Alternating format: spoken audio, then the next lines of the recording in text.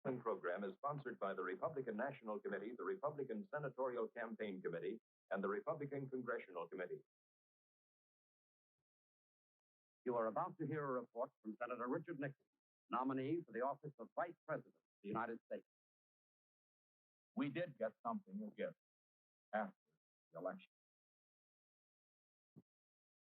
A man down in Texas heard Pat on the radio mention the fact that our two youngsters would like to have a dog.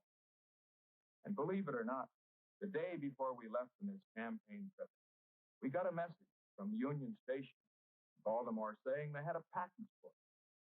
We went down to get it. You know what it was?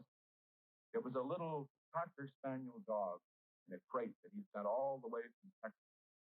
Black and white, spotted. And our little girl, Tricia, the 6-year-old, named it Check. And you know, the kids, like all kids, love the dog. And I just want to say this right now, that regardless of what they say about it, we're going to keep it. Just remember, a man that's to be president of the United States, a man that's to be vice president of the United States, must have the confidence of all the people. And that's why I'm doing what I'm doing. Now, let me say this. I know that this is not the last smear. In spite of my explanation tonight, other smears will be made. Others have been made in the past. And the purpose of the smears, I know, is this: to silence me, to make me let up. Well, they just don't know who they're dealing with. I'm going to tell you this.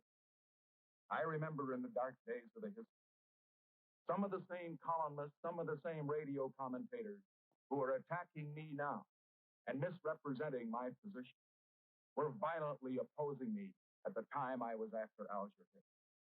But I continued to fight because I knew I was right. And I can say to this great television and radio audience that I have no apologies to the American people for my part in putting Alger Hiss where he is. Regardless of what happens, I'm going to continue this fight.